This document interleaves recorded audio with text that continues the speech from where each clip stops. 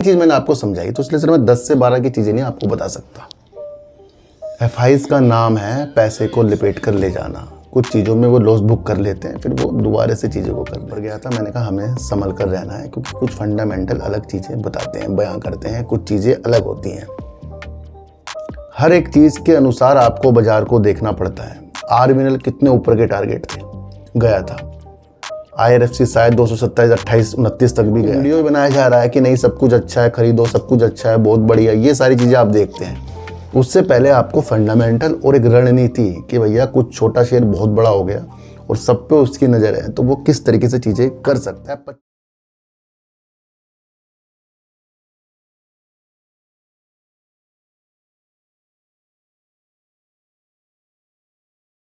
नमस्कार, मैं स्वागत करता हूं आपका अपने ही चैनल पर जिसका नाम है सार्थक बाजार से। आज हम बात करेंगे मोती सन्स ज्वेलर के ऊपर। और मेरे प्यारे सब्सक्राइबर ने कहा है सर पीसी ज्वेलर के ऊपर तो सर आप 2-3 बार वीडियो बना चुके हैं, इसके ऊपर नहीं बनाई।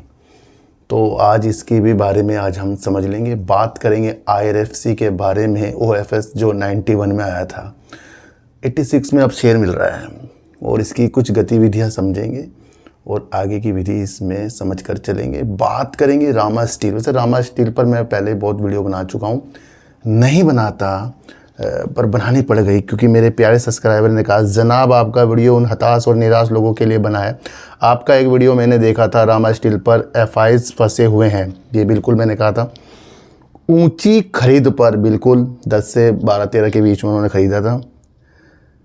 10-12 रुपये का टारगेट दिखा सकते हैं, ये गलत है सर। 10 से 12 रुपये टारगेट मैं कभी बताता ही नहीं कि ये इतने रुपए में जाएगा, इतने नीचे जाएगा। चलो उन्होंने लिख दिया है, फिर भी मैंने कमेंट में उनका जवाब दे दिया था, है ना। तो ये कभी मैं टारगेट नहीं बताता सर ऊपर जाएगा इतने में जाएगा, उतने में जाएगा, या नीचे जाएगा इतने में जाएगा। एफआईज आए घाटे में नहीं बेचेंगे, हाँ ये बिल्कुल मैंने कहा था, लेकिन हुआ उल्टा सब बकवास। देखो सर उस वक्त की अगर आप वीडियो देखते, मैंने उस वक्त कहा था कि एफआईज की होल्डिंग पहले बढ़ी थी फिर घटी थी, अब फिर बढ़ा रहे हैं और वो 5.71% लेकर बैठे हैं। अब हमें अगला, मैंने क्या कहा था, अब हमें अगला शेयर होल्डिंग पैटर्न देखना है कि 5.71% तक इससे ऊपर बढ़ते हैं तो यानी कि वो अपनी होल्डिंग को नीचे के लेवल पर उन्होंने एवरेज कर लिया। ये अगर आप देख लें मैंने बढ़ सकते हैं, और आसानी से एफआईज जो हैं लॉस बुक नहीं करते, ये तो मैंने कहा था। हुआ क्या, अचानक से 3% की हिस्सेदारी कम हो गई। उस वक्त भी मैंने आपके लिए कुछ वीडियो बनाई थी जहां मैंने आपको समझाया था जो चीज़ दिख रही है और वो अचानक से कम हो गई और जिसका उम्मीद थी कि वो चीज़ें और हो जाएंगी, तो वहाँ एफआईज मैंने आपको क्या कहा था कि बड़े माइंडेड होते हैं। रामा स्टील के बारे में मैंने आपको कहा था कि ये बता रही मैं इसमें जाऊं उसमें जाऊं, डिफेंस सेक्टर ये वो, पर ये होते हुए तो दिखे मुझे, हमें सबको। और उसके उपलक्ष्य में मैंने कहा था कि बड़ी बड़ी कंपनियां जो कहती हैं वो करती हैं, और कल मैंने आपको बताया था डिफेंस सेक्टर वाली चीज़ों को इन्होंने इग्नोर कर दिया, हटा दिया उसको, ठीक है। तो वो सारी चीज़ें भी समझें कि पैनी स्टॉक को हमें कितना अमाउंट लगाना है, किस हिसाब से हमें उसको देखना है, ये मैं हर एक वीडियो में आपको समझाता हूँ। एफआईज के कॉलम वाली बात हुई थी कि जहां वो अपनी होल्डिंग को अगर बढ़ाएंगे तो वो नीचे के रेट पे बढ़ाएंगे, क्योंकि उन्होंने 12, 13, 10 पे ले रखा है, समझो इतने में ले रखा है उन्होंने, ये बात थी। अब उन्होंने कम कर दिया। देखो सर शेयर होल्डिंग पैटर्न सबको दिख रहा है। उस वक्त भी मैंने आपको क्या बताया था, मैंने कहा था कि गुमराह करने के लिए एफआईज होते हैं, एक दूसरा नाम है ऑपरेटर का। अब सबको दिख गया कि एफआईज निकल गई। या तो सर इस रामा स्टील के साथ बहुत बेकार चीज़ें हो चुकी हैं। मैंने एक चीज़ कहा था ना कि वो अपने पैसे को बचा लेते हैं। मान लो किसी ने किसी शेयर को 10 रुपये में लिया, 6 रुपये चल रहा है, लॉस में बेच कर निकल गया, और शेयर नीचे आ गया, फिर उसने वहाँ ख़रीद लिया, फिर उसे ऊपर जाते वो बेच देगा। वो अपने को कवर कर लेते हैं। मैनेज करना भी एक चीज़ है। तो एफआईज निकले हैं, इसका मतलब ये नहीं कि अभी भी उसके अंदर होल्डिंग अगर आप देखें तो है, और इसका मतलब ये भी नहीं कि वो नीचे के रेट पर उसे दोबारा नहीं खरीदेंगे, क्योंकि लगातार लोअर सर्किट लग रहे हैं। और अगर उन्होंने नीचे के रेट पे ज़्यादा क्वांटिटी ले ली तो वो उनका तो एवरेज अपना आ जाएगा, वो जीरो नहीं हुए हैं, या फिर कुछ बड़ी प्रॉब्लम चीज़ें इसके अंदर हो गई हैं। वो सारी चीज़ मैंने आपको समझाई, तो इसलिए सर मैं 10 से 12 की चीज़ें नहीं आपको बता सकता। एफआईज का नाम है पैसे को लिपेट कर ले जाना। कुछ चीज़ों में वो लॉस बुक कर लेते हैं, फिर वो दोबारा से चीज़ों को कर लेते हैं। तो ये वो सारी चीज़ें थी जिसे मैंने आपको, देखो अब मैं आपको क्लिप दिखाऊंगा। इसी के साथ हम रामा स्टील को भी ले लेंगे, क्योंकि रामा स्टील के जो भी चीज़ें हैं मैं पहले भी बता कर गया हूँ। तो सर सबसे पहले मैं आपको एक चीज़ बताऊँ, कंपनी छोटी, उसका काम बहुत अच्छा, इस पर दाव लगा रही है, डिफेंस सेक्टर पे जा रही है, सोलर सेक्टर पे जा रही है। इससे क्या होता है, छोटे शेयर के अंदर हमारी जो सोच है ना वो बड़ी हो जाती है, फिर बहुत बड़ी हो जाती है। क्योंकि अगर हम रामा स्टील के बारे में ही देखें, जब इसने डिफेंस के चीज़ों के बारे में बताया था, उससे शेयर आज 2 गुने नीचे है। जब इसने ये बताया था तो 10 से ऊपर ही उस वक्त शेयर था, थोड़ा तेज़ी के हिसाब से गया। और उस वक्त भी मैंने आपके लिए वीडियो बनाई थी, किसी भी कंपनी का किसी सेक्टर के अंदर जाना और बताना कि मैं यहाँ जा रही हूँ, उससे ताबड़तोड़ तेज़ी आ जाती है। पर हम ये भूल जाते हैं, इसी में ऑपरेटर कूदेंगे, हमारे जोश को आगे जाकर वो फ़ायदा उठाएंगे और उसे ठंडा कर देंगे। अभी भी तो डिफेंस सेक्टर पे ही जाने वाली न्यूज़ है ना, तो अब इसका शेयर 5 से नीचे क्यों है? यही चीज़ अगर बड़े बड़े कंपनियों में हो ना, जैसे टाटा कुछ कह रहा हो, अडानी कुछ कह रहा हो, अंबानी कुछ कह रहा हो, उसमें इतने झोल नहीं होते हैं। वो जो कहते हैं वो करते हैं। जैसे अडानी पावर ने कहा कि वो परमाणु ऊर्जा की तरफ कदम बढ़ा रहा है और उसके लिए जो भूमि जो है देख रेख कर रहा है, और इसके ऊपर वो अच्छी खासी चीज़ें बनाएगा।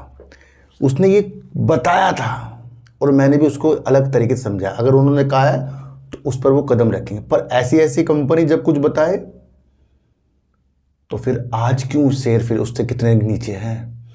तो पब्लिक फंसती है भैया यहाँ पर। तो यानी कि इनकी होल्डिंग 13 से 11-12 के बीच में थी, और अब इन्होंने इस 3 महीने में मार्च के बाद कम किया है, तो उस वक्त शेयर की वैल्यू बहुत कम थी, यानी कि इन्होंने लॉस बुक किया है। अच्छा, बहुत से जो एफआईज होते हैं ना, वो एक ट्रेंड भी लेते हैं। कैसे? तो ये किस तरह से शेयर को और नीचे लाए, फिर नीचे से अपनी होल्डिंग, क्योंकि एफआईज बड़े दिमाग वाले होते हैं। अब यहाँ से हमें लग गया कि 3% इसके अंदर से डीआईएस निकल गए हैं, निकले भी हैं, क्योंकि ये दिखा रहा है, तो यानी कि उन्होंने लॉस बुक किया है। और क्या पता वो आगे जाकर और अपनी होल्डिंग आ गई, अगर सितंबर का जो डेटा है उसके अंदर वो उनकी होल्डिंग और बड़ी भी दिखे, क्योंकि वो अब नीचे के रेट पर और ख़रीद लें। तो ये चीज़ है कि यहाँ पर एफआईज जो निकले हैं, कोई प्रॉफिट लेकर नहीं निकले हैं, सीधा सीधा ये वक्त है। और क्या पता इस कंपनी के अंदर और भी कुछ बेकार हो, तभी एफआईज ने अपनी इतनी बड़ी होल्डिंग को निकाला है, या फिर वो हमें दिखाने के प्रति आगे से फिर आ सकते हैं। तो ऐसे छोटे छोटे शेयरों में अपनी अमाउंट जो आपकी पोर्टफोलियो होता है ना, उसका बहुत कम % लगाना चाहिए, क्योंकि हम विचलित हो जाते हैं। स्प्लिट दे रहा है, बोनस दे रहा है, इसमें चलेगी कंपनी, उसमें चलेगी, ट्यूब में वर्क कर रही है, साथ साथ अब ये स्टील के उसमें स्ट्रक्चर में वर्क कर रही है, स्टील पाइप में वर्क कर रही है, प्लास्टिक पाइप में वर्क कर रही है, फिर डिफेंस में इसने अपना खाका खोल दिया। तो उसने ललचायित किया था। तो यहाँ बहुत लोग इस रामा स्टील के अंदर फंसे पड़े हैं, और यहाँ पर एफआईज का निकलना 2 दृष्टि दिखा रहा है। या तो फिर इसे कम से कम 3 रुपये करीब ला के या कहीं भी ला के अपनी होल्डिंग को फिर से बनाई, या फिर वो अलग नीति भी वो देख सकते हैं। तो यहाँ एफआईज कोई प्रॉफिट बुक करके नहीं गए हैं, ये भी आप समझ कर चलना। थोड़ा सा आपको ये मुझे समझाना था। इस क्लिप के अंदर भी आप उन चीज़ों को समझ सकते हैं। और जहाँ मैंने आपको कहा था कि इसके अंदर और जो हैं एफआईज हैं अपनी होल्डिंग को बढ़ा सकते हैं, तो उसका हमें एक क्वार्टर देखना था कि वो क्या उसमें उन्होंने बढ़ाया है शेयर होल्डिंग पैटर्न। तो इतना सारा आपको समझाना था। देखो सर, मेरी वीडियो जो है सत्यता पे और जो दिख रहा है उस पर चलती है। उसके बाद जो हो गया, मैंने उसके बाद भी आपको चीज़ें समझा दी। और शुरुआत में मैं आपको कहता हूँ कि पेनी स्टॉक से हमें संभल कर रहना है। तो 10 जाए, 12 जाए, 14 जाए, 15 जाए, ये तो मैं कभी आज तक पेनी हो बड़े स्टॉक में भी आज तक नहीं कहा है। तो हमें बहुत सारी चीज़ों को समझ कर चलना पड़ेगा। तो ये वो इसलिए मैंने आपको चीज़ें बताई थी। अब आपने ये जो क्लिप भी देख ली होंगी, जो दिखता है उससे अलग भी एफआईज कर सकते हैं, यानी कि नीचे के रेट पर भी वो ले सकते हैं। और कल मैंने आपको समझाया था, यानी कि जो मुख्य बिजनेस है ना उस पर फोकस करो, उस पर ही सेल कर रहा है अपनी और प्रॉफिट भी कर रहा है। तो ये वो सारी कहानी थी, ये वो सारी चीज़ें होती हैं। सर हम टारगेट बिल्कुल भी नहीं बता सकते, ना हमारे उसमें है। हमने तो जो स्कैनर पर देखा उसका एक हिसाब बताया है ना। तो क्या पता अब इसके अंदर एफआईज नीचे के रेट से फिर आए, चलो वो भी देखेंगे अब अगले उसमें। IRFC के ऊपर मैं सर बहुत पहले भी वीडियो बना चुका हूँ, जब ये नीचे था और जब ये ऊपर गया था। मैंने कहा हमें संभल कर रहना है, क्योंकि कुछ फंडामेंटल अलग चीज़ें बताते हैं, बयां करते हैं, कुछ चीज़ें अलग होती हैं। हर एक चीज़ के अनुसार आपको बाज़ार को देखना पड़ता है। RVNL कितने ऊपर के टारगेट थे, गया था। IRFC शायद 227, 28, 29 तक भी गया था। आज शेयर 100 के नीचे है। तो जो 24 रुपये वाला शेयर 229 जा सकता है, कई गुना हो सकता है, तो फिर वो कई गुना होने के बाद कुछ थोड़ा बहुत आधा भी हो सकता है। तो ये भी हमें समझना पड़ेगा ना भाई, पहले क्या रेट पर IRFC का शेयर था और वो 229 गया, अब उसे कौन ले जा रहा था, कौन वहाँ चाले चल रहा था, या किस तरीके की उस वक्त न्यूज़ आ रही थी, या एक नाम होता है प्रॉफिट बुकिंग का, वो भी हमें लेकर चलना है, या फिर कोई वीडियो ही बनाया जा रहा है कि नहीं सब कुछ अच्छा है, खरीदो, सब कुछ अच्छा है, बहुत बढ़िया, ये सारी चीज़ें आप देखते हैं। उससे पहले आपको फंडामेंटल और एक रणनीति कि भैया कुछ छोटा शेयर बहुत बड़ा हो गया और सब पे उसकी नज़र है, तो वो किस तरीके से चीज़ें कर सकता है। 25 फरवरी 2026 को IRFC OFS लाया था। तो सर इसके अंदर सरकार जो बड़े लेवल पर है, यानी कि उनकी शेयर होल्डिंग पैटर्न बहुत ज़्यादा है, उसको मिनिमम करेगा सेबी के रूल के अनुसार। तो आगे भी इसके अंदर से OFS आने की उम्मीद है, क्योंकि इससे पहले अगर हम देखें तो 2% की हिस्सेदारी जो इन्होंने बेची थी वो 104 रुपये में बेची थी 25 फरवरी 2026 को। फिर जून 2026 में एक और OFS आया, जिसके अंदर सरकार ने अपनी हिस्सेदारी को बेचा, जो 91 के रेट के अनुसार था। यानी कि कहीं ना कहीं OFS जो है 91 पर आया और 86 पर शेयर है। तो फिर वो 229, उस वक्त भी मैंने कहा था कि वो क्यों गया। तो देखो सर, छोटा शेयर बड़ा शेयर कभी भी ऊंचाई पर नीचाई पर जा सकता है, वो खरीदारी के अनुसार होता है ना। एक अलग से थीम है, किसी को शेयर को ऊपर ले जाना, वो ऑपरेटर ही करते हैं, उसमें आपको पैसा कमाना है। अभी तक अगर आप हिसाब किताब देखें तो 8,261 करोड़ जून 2026 में कंपनी ने 8,261 करोड़ की सेल कर दी है। 1,927 करोड़ का कंपनी ने अगर हम देखें तो नेट प्रॉफिट कर रखा है। कंपनी लगातार अपनी सेल को हिसाब किताब देखो तो 6915 करोड़ से 8,261 करोड़ पर लेकर गई, यानी कि कंपनी का सेल काम बहुत बेस्ट। अगर हम इसकी इक्विटी कैपिटल देखें, इस पर विशेष ध्यान आपको देना पड़ता है, जो 13,069 करोड़ की, यानी कि काफ़ी ज़्यादा, यानी कि काफ़ी सारे शेयर बटे हुए हैं। जब काफ़ी सारे शेयर बटे हुए होते हैं तो उसमें उतार चढ़ाव होता है, चाहे वो छोटी कंपनी हो चाहे वो बड़ी कंपनी हो। रिजर्व अगर आप देखेंगे लगातार बढ़ रहा है 43,680 करोड़ का। अगर आप उधार देखेंगे तो 4,36,471 करोड़ का है, जो कंपनी कहीं से लेती है फिर उसको देती है, समझ रहे। तो 4,36,471, यानी कि इस तरह की कंपनियों के अंदर इतना तो होता ही है उधार। पर इस संतुलन को भी अगर आप देखें कि भैया ये थोड़ा बहुत कम भी होना चाहिए, ताकि कंपनी किसी को अगर लोन दे रही है तो वो कितना वापस भी आ रहा है, वो भी हमें समझकर चलना पड़ेगा।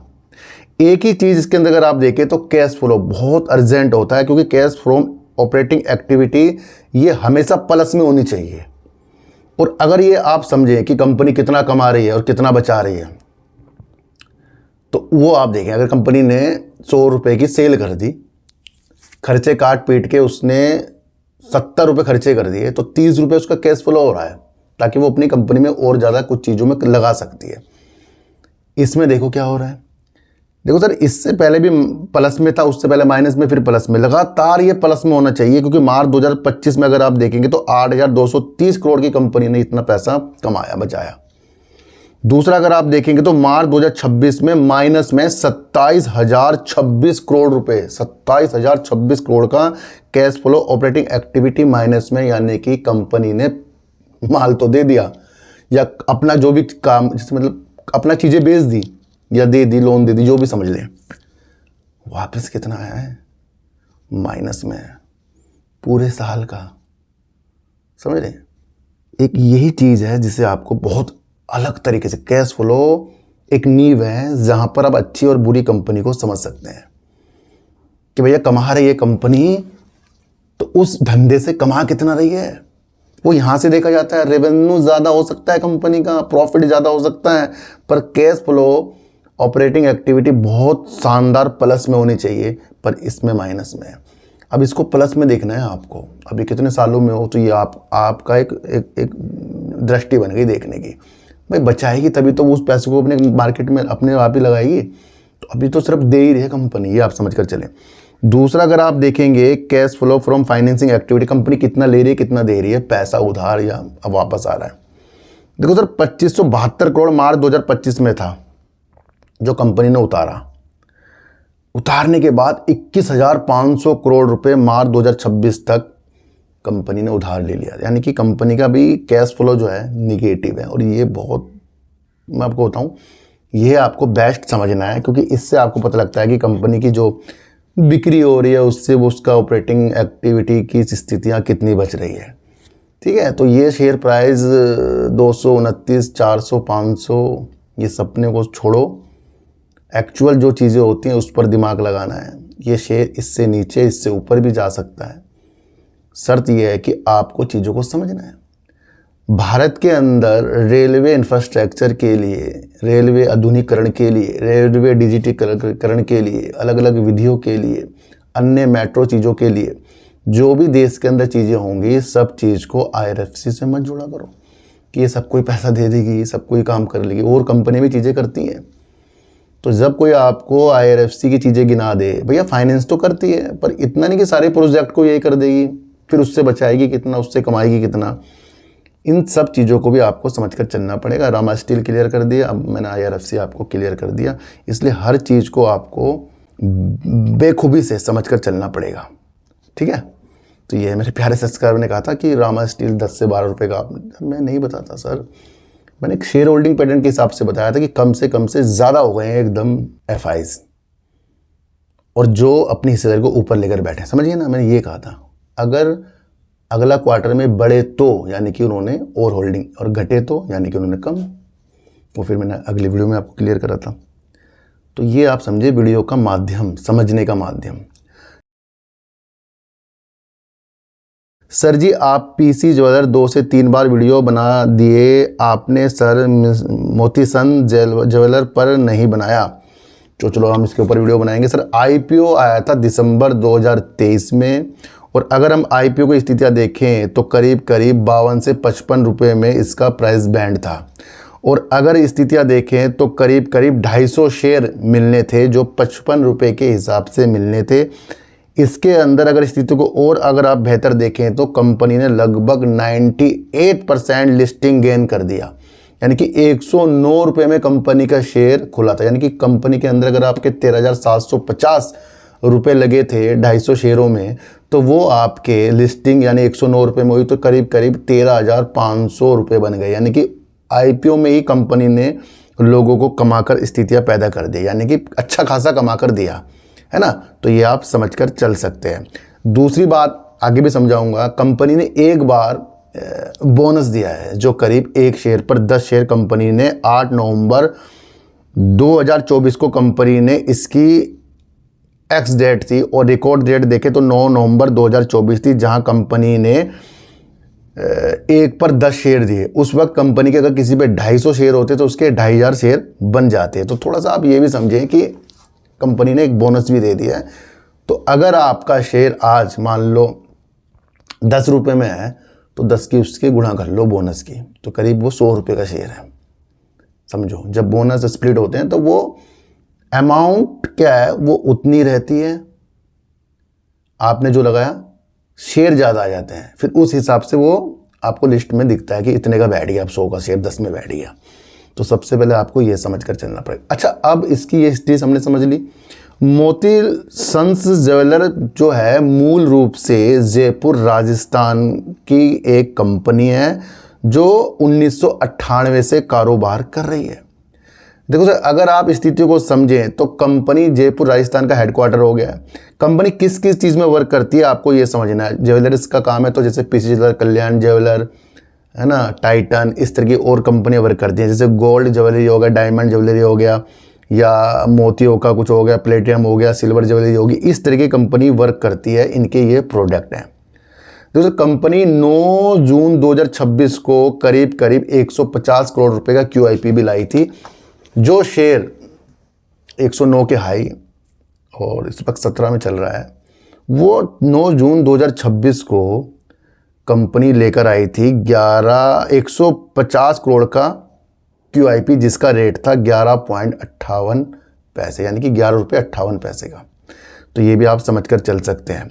मार्केट कैप अगर हम कंपनी की देखेंगे तो 1934 करोड़ की है। करंट प्राइस 17 रुपये करीब चल रहा है। 20 रुपये कंपनी का हाई था और 10 रुपये करीब कंपनी, 10 रुपये 60 पैसे कंपनी का लो था। इस तरीके अगर स्थितियाँ देखें तो ये 8वें नंबर पर मोती सन्स ज्वेलर कंपनी आती है। इससे पहले टाइटन नंबर 1, कल्याण ज्वेलर, इस तरीके जो कंपनी हैं जो ज्वेलर के ऊपर वर्क करती हैं वो आपको यहाँ देखने को मिल रही है। दूसरी अगर हम इसकी सेल की बात करें तो सेल जून 2023 में 87 करोड़ की थी, फिर 90 करोड़ बढ़ाई, फिर 123 करोड़ करी, फिर 117 करोड़ कम करी, फिर और कम करी, पर लगातार कंपनी प्रॉफिट कर रही है। कंपनी की सेल ना ऐसी नहीं है कि ऐसे ऐसे जा रही हो, चलो ऐसे जाकर एक बार नीचे आ सकती है फिर दोबारा, मतलब एक कंपनी की सेल अगर किसी ने 100 करोड़ कर दी, अगले बार उसने 120 करोड़ करी, तो उसके बाद वो 110 करके फिर उसे और ऊपर जाना चाहिए। तो एक आप देखें कि मिनिमम कंपनी की सेल नहीं है। देखो सर, छोटी जो कंपनियां होती हैं वो सब कुछ सुधार करके ही मल्टीबैगर बनेगी। वो उसके कार्य से, उसके विस्तार से, उसके फंडामेंटल से आपको जज करना है। शेयर प्राइस 10 पे हो या 100 पे हो, वो तो हमारे और आपकी बस की बात ही नहीं है। जून 2025 में कंपनी ने फिर 87 करोड़ की सेल कर दी।